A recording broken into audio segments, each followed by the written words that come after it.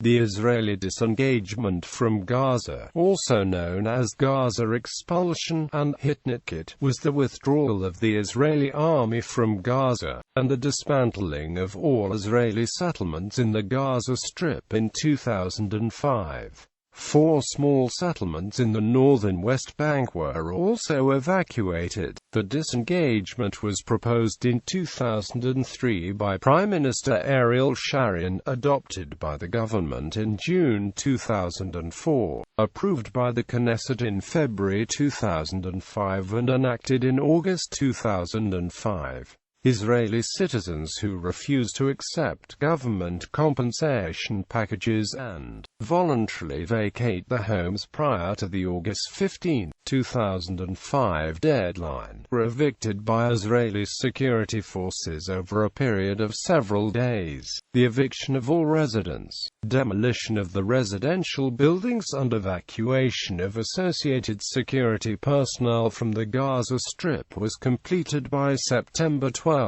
2005. The eviction and dismantlement of the 4 settlements in the northern West Bank was completed 10 days later. Announcement and adoption of the plan.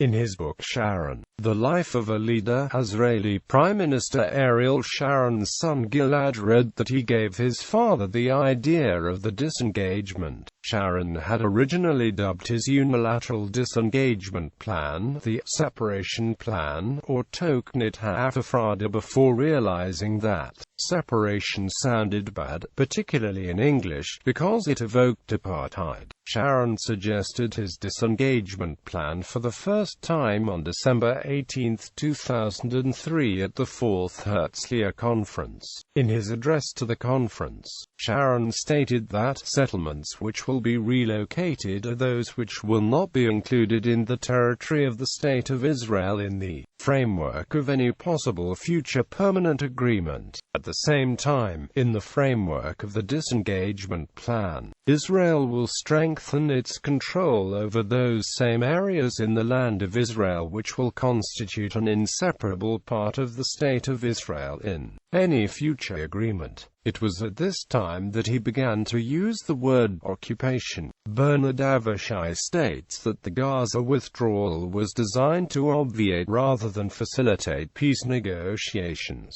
Sharon envisaged at the same time annexing Jerusalem, the Jordan Valley, and the major settlements like Ma'ale Adumim and Ariel which he had in the meantime developed, and thereby isolate Palestinians on the West Bank in territory that constituted less than half of what existed beyond the Green Line. In October 2004, Prime Minister Ariel Sharon's senior advisor, Dov Weissglass, explained the meaning of Sharon's statement further. The significance of the disengagement plan is the freezing of the peace process, and when you freeze that process, you prevent the establishment of a Palestinian state, and you prevent a discussion on the refugees, the borders and Jerusalem. Effectively, this whole package called the Palestinian state, with all that it entails, has been removed indefinitely from our agenda, and all this with authority and permission.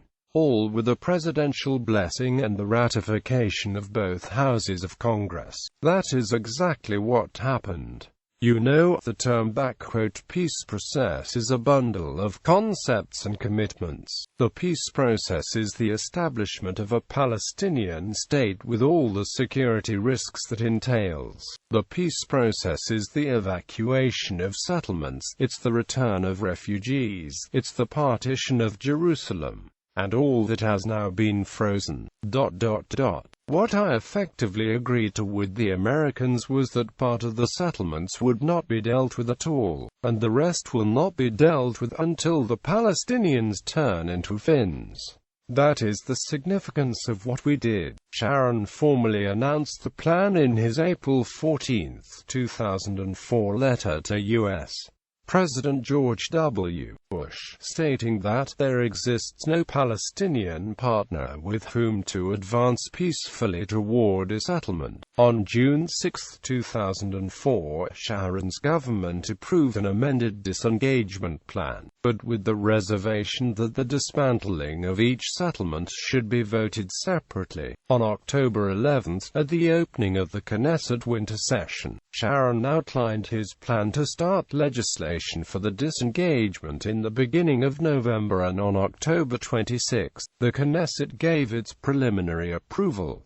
On February 16, 2005, the Knesset finalized and approved the plan, political process failing to gain public support from senior ministers. Sharon agreed that the Likud party would hold a referendum on the plan in advance of a vote by the Israeli cabinet. The referendum was held on May 2, 2004 and ended with 65% of the voters against the disengagement plan, despite some polls showing approximately 55% of Likud members supporting the plan before the referendum. Commentators and the press described the rejection of the plan as a blow to Sharon. Sharon himself announced that he accepted the Likud referendum results and would take time to consider his steps. He ordered Minister of Defense Shaul Mofaz to create an amended plan which Likud voters could accept. On June 6, 2004, Sharon's government approved an amended disengagement plan, but with the reservation that the dismantling of each settlement should be voted separately. The plan was approved with a 14-7 majority, but only after the National Union ministers and cabinet members Avigdor Lieberman and Binyamin Elon were dismissed from the cabinet, and a compromise offer by Likud's cabinet member Tzipi Livni was achieved. Following the approval of the plan, it was decided to close the Erez industrial zone and move its factories to cities and towns in Israel such as Ashkelon, Dimona, Yeruim, and Dero. Ehud Olmert, then the Minister of Industry, Trade, and Labor, stated that the closing was part of Israel's plan to withdraw from the Gaza Strip. As a result of the passing of the plan, two National Religious Party ministers, Efi Eitman Yitzhak Levi, resigned, leaving the government with a minority in the Knesset.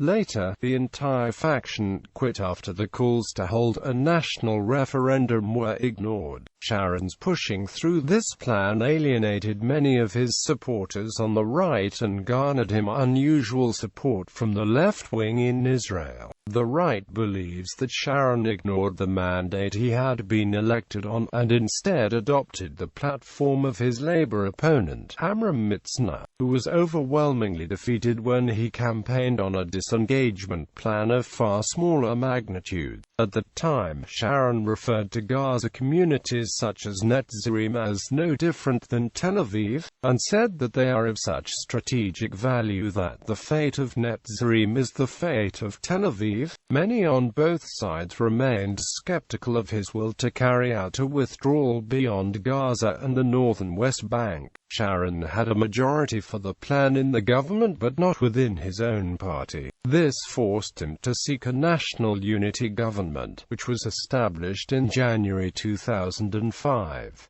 Opponents of the plan, and some ministers, such as Benjamin Netanyahu and former Minister Nathan Sharansky, called on Sharon to hold a national referendum to prove that he had a mandate, which he refused to do. On September 14, the Israeli cabinet approved by a 9-1 majority plans to compensate settlers who left the Gaza Strip, with only the NRP's Zevulun Orlev opposing. The government's plan for compensation used a formula that based actual amounts on location, house size, and number of family members among other factors. Most families were expected to receive between $200,000 and $300,000. On October 11, at the opening of the Knesset winter session, Sharon outlined his plan to start legislation for the disengagement in the beginning of November. In a symbolic act, the Knesset voted 53 to 44 against Sharon's address. Labour voted against, while the National Religious Party and 10 members of Likud refused to support Sharon in the vote. On October 26, the Knesset gave preliminary approval for the plan with 67 for, 45 against, 7 abstentions, and 1 member absent. Netanyahu and 3 other cabinet ministers from Sharon's ruling Likud government threatened to resign unless Sharon agreed to hold a national referendum on the plan within 14 days. On November 9, Netanyahu withdrew his resignation threat, saying, "In this new situation, I decided to stay in the government." Following the vote 14 days earlier, and Sharon's subsequent refusal to budge on the referendum issue, the 3 other cabinet ministers from the Likud party backed down from the threat within days. On December 30, Sharon sealed a deal with the Labour Party to form a coalition, with Shimon Peres becoming vice premier, restoring the government's majority in their Knesset. On February 16, 2005, the Knesset finalized and approved the plan with 59 in favor, 40 opposed, 5 abstaining. A proposed amendment to submit the plan to a referendum was rejected, 29 to 72. On March 17,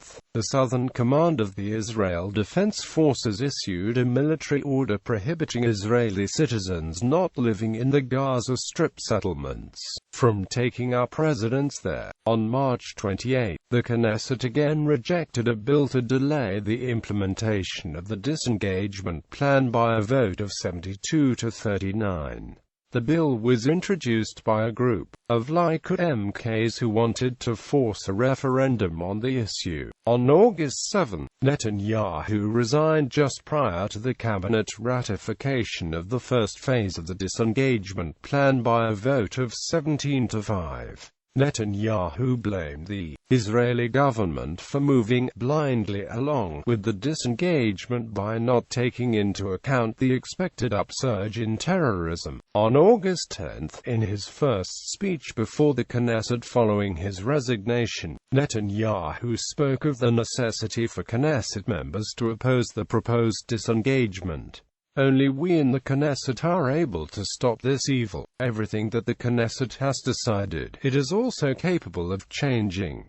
I am calling on all those who grasp the danger, gather strength and do the right thing. I don't know if the entire move can be stopped, but it still might be stopped in its initial stages. Give guns, don't give them rockets, don't give them a seaport, and don't give them a huge base for terror." On August 15, Sharon said that, while he had hoped Israel could keep the Gaza settlements forever, reality simply intervened. "It is out of strength and not weakness that we are taking this step," repeating his argument that the disengagement plan has given Israel the diplomatic initiative. On August 31, the Knesset voted to withdraw from the Gaza-Egypt border and to allow Egyptian deployment of border police along the demilitarized Egyptian side of the border, revising the previously stated intent to maintain Israeli control of the border.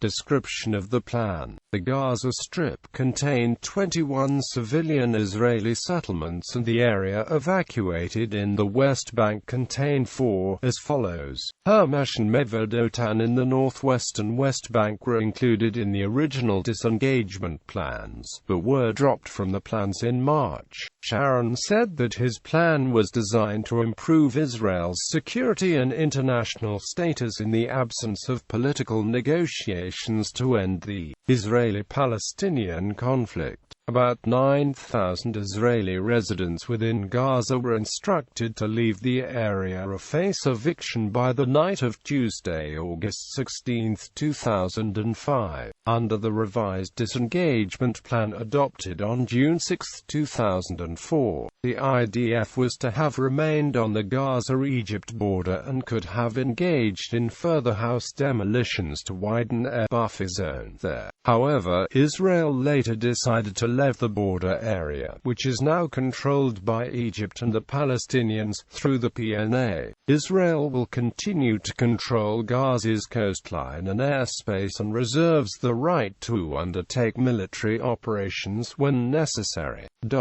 Egypt will control Gaza's Egyptian border. Israel will continue to provide Gaza with water, communication, electricity, and sewage networks. The agreements brokered, according to Condoleezza Rice, stipulated that, for the first time since 1967, Palestinian authorities would have complete control over exits and entrances to the territory, that both parties to the agreement, Israel and Palestinians, would upgrade and expand crossings to facilitate the movement of people and goods between Israel, Gaza and the West Bank. Palestinians would be allowed the use of bus and truck convoys to move between Gaza and the West Bank. Obstacles to movement in the West Bank would be lifted. A Palestinian seaport was to be constructed on the Gaza littoral. A Palestinian airport was considered important by both sides, and the United States was encouraging Israel to entertain the idea that construction to that end was to be resumed. Because the Palestinian Authority in Gaza did not believe it had sufficient control of the area at this time. Foreign observers such as the International Committee of the Red Cross, Human Rights Watch and various legal experts have argued that the disengagement will not end Israel's legal responsibility as an occupying power in Gaza. Israel and Egypt have concluded an agreement under which Egypt can increase the number of police on its side of the border, while the IDF evacuates the Gazan side. The text of the agreement is not yet public.